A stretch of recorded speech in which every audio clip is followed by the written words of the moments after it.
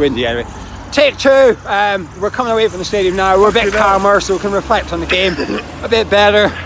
Is it take two or is it take three? I don't know. We've just Gold and Sully have just driven by in their motors, so silly twats us thought we'd try and catch them up, and now I'm fucked. Wanted a lift. Again. We thought they'd give us a lift since we won, but they drove off. But anyway, fuckers. They would have probably charged us. Yeah. Got the meter on. Bye, quid lads. Yeah. Cheers, lads. There we go. Super. Well, let's cross over. Anyway, listen. What a fucking result. Okay, don't mistake that for what a fucking performance. What a fucking result. Oh, it's brilliant. It's two different things. Team lineup came out, but I'll tell you what, when the team lineup came out, the optimism in the pub went up a bit. 4-4-2. It was brilliant. Aller and Antonio up front. And then we've seen the Saints team and we thought, you know what? We're better than this on paper. It's ridiculous. Like, why are we not fucking playing 4-4-2? Like, how long have we been fucking saying this? Like, I so want a strike partnership, and whether this will continue, who knows? But yeah, you were rattling off all the old school ones. Yeah, old school. You've got like Quinn and Phillips, Shearer and Sutton, York and Cole. He was talking York about and Cole. Like, they all work. Like, we're a team that fucking need that. Like, anyway, in a couple of minutes, Rice had the ball in there. It was disallowed pretty quickly, efficiently, whatever. But he gave the crowd a bit of a lift, I thought. I thought let the crowd believe a little bit that actually we can score. Yeah, straight out the traps and fucking, it was a good start, mate, wasn't it? A really good start. We eventually got our goal. Sebastian Aller cross. I can't even remember the goal. Was it cross from the left and he turned it in? Yeah. I think so. But before Fornal's that, assist. was it before that was the penalty though? The penalty shout.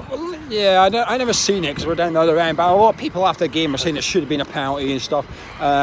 Match of the day kind of moment, isn't it? We'll have to find out. Another Fornal's assist apparently. I didn't think it was a Fornal's, but it was down the other end. Good goal by Aller. 1-0. And then from then on, it was pretty much nerves. Yeah, very much, mate. Do you know what? How many times I could have changed my pants in that game? Like, so many times we shit ourselves, and mate, it was just. I mean, it was 2-0. We thought it was 2-0. What was wrong with the second goal? It was handball, but it's just this is where inconsistencies piss you off a little bit because I've seen that disallowed for Borley at Wolves and match day 1. He got that disallowed because it hit his arm. But Dele Alli of Spurs, that goal was given. It hit his arm and he scored and it just stood. If you can't move your arm out the fucking way, how? But the thing is, the ball bounced off his foot and hit him in the arm, or his chest and hit him in the arm or whatever. But the ball, it moved 30 centimetres or something and then it hit him in the arm. There's no way he could have got his hand out of the way. I don't know, it's just frustrating. But when that happens, right, I don't know about you, but I was standing there thinking, we've just missed our chance. This was because I felt we need a second goal here. I felt that. How many times did we say 1-0's not enough? 1-0's not enough. And that when that went against you thought this is when your luck's out. When your luck's out, your luck's out. And I thought this is it. This is now give Saints momentum. Of course it does. They had their goal. They had the ball in the back of the net disallowed as well. But it finished 1-0. Now I don't think it was fantastic football. No, it wasn't. But I don't think today was about fantastic football. Today was about 3 points. And doing the job that we needed to do. I mean, this is a difficult review for you guys to tune into because neither of us are necessarily 100% Pellegrini out. So there's a lot of people that are Pellegrini out. Yeah. Who will have a different opinion from us from this review. But 4-4-2, I thought every single player today, starting 11 and substitutions, worked their absolute bollocks off. When we scored, they ran to the dugout. Yeah. People were saying it was Pellegrini. I don't know if it was Pellegrini, but they ran to someone. And that to me is quite... But he changed it. The difference is, like, we didn't play the same formation. Like, it didn't work. He made that change. Whether Anderson not being injured was a blessing in disguise. But the thing is, forced or not, he could have put Yarmolenko on and kept 4-2-3-1. He didn't have to go 4-4-2. He could have played Antonio right wing. Yeah, he could have done anything, but he didn't. He changed formation, and you've got to give him credit for that. A lot of people won't want to, and I understand why. Because you've been watching. Of course you have. No, but a lot of people won't want to because they've been watching shite for the last 3 months, and I understand why they won't. I'm not saying you have. But I personally, I'm going to give him the credit for going 4-4-2 because you're going to criticise him for not playing 4-4-2 when he does. It's a bit late. It's a case of finally, but. He done what he needed to do. At the end of the day, like you say, he made that change. Like you say, straight away, going back to being in the boozer and him changing the formation, it straight away give us a little lift. Hope. Yeah, hope. Exactly, that's the word. Hope. It give us that. Fucking hell, we can actually come here and do this today. I see the Saints side as well. I thought that's weak. That's not a good side. No. And to be fair, I think it was a bit of. We just wanted it more than them, like it came down to fine margin. It come down to organisation, taking your chances. I felt we just worked hard. I thought we battled. And last week there was rumours from the Sun without any quotes as well. I mean, no one ever listens to the Sun until something negative comes out. Then everybody seemed to be happy to discuss an article by the Sun coming out saying that the changing room was split and everybody was arguing or whatever. And Martin Noble, obviously, he did the routine thing of quashing it in his evening standard call. But tonight, I didn't see a split changing room, especially at full time. The celebrations, the players were over, they were jumping around, they were celebrating. You could see the players were enjoying that. Of course they were enjoying that 3 points. It's a big 3 points, like it's massive. Like, why did West Ham have to fucking play with your emotions? Tomorrow will be a completely different mindset for a lot of people because. Enjoy the win tonight because we're going to enjoy the win. We have enjoyed it. It's just so emotional though. It's just like it drains the fucking life out of me. We went through every emotion today. Every emotion. Do you know what? Like 10 minutes to go when we're 1-0 up, I'm thinking, you know what's coming. You know what's going to happen. I think we needed to do that today because in the last month there's been a lot of people saying they don't care about West Ham, and I understand why. I'm not saying they're wrong. I understand why, and I've been sort of questioning my own personal passion.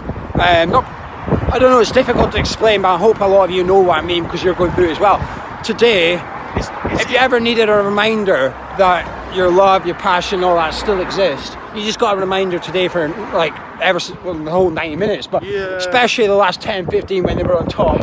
That away end was quiet, that away end was nervous. Because every fucker knows what's in. It's like they know what's going to come. But at full time, that was party mode in their way. And the concourse after, everyone's having a good time because, I don't know. The mental thing is, I don't go to many away games. I've come to this one because it's a special for Bez, and last season it was on Boxing Day, wasn't it? Yes. So I couldn't come last season. So come for this one. So that's my third away game. We've won 2 of them. I've now seen us winning many games away. It's home this season. Mate, I might even look into getting an away season ticket, but only if you're coming because it's no good me going on my own.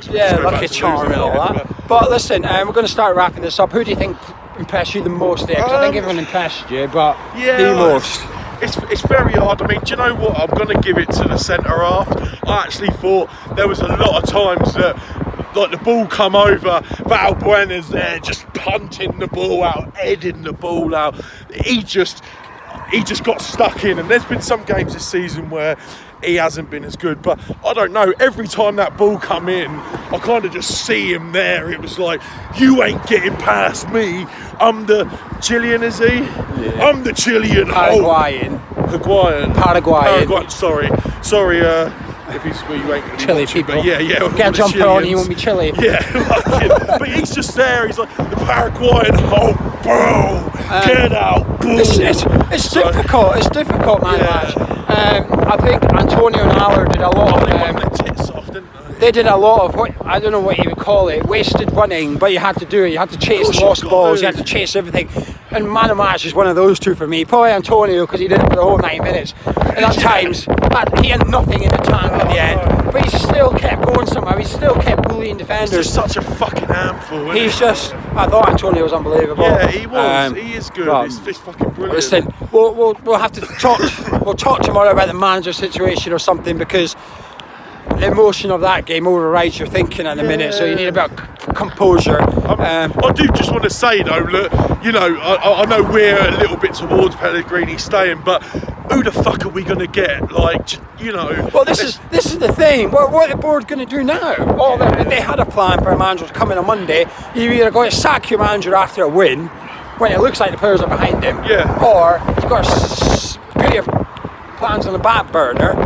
Fuck knows. What about, say for What a instance... mess! But what a fucking win! Yeah, but what about, for instance, like, okay, we got Fabianski back for Palace, and then we go on like a fucking 6-7 win streak. Why is the weather Scottish? Fuck knows. Anyway, mate, is this what you got to put up with up there? Like the video, subscribe, bye!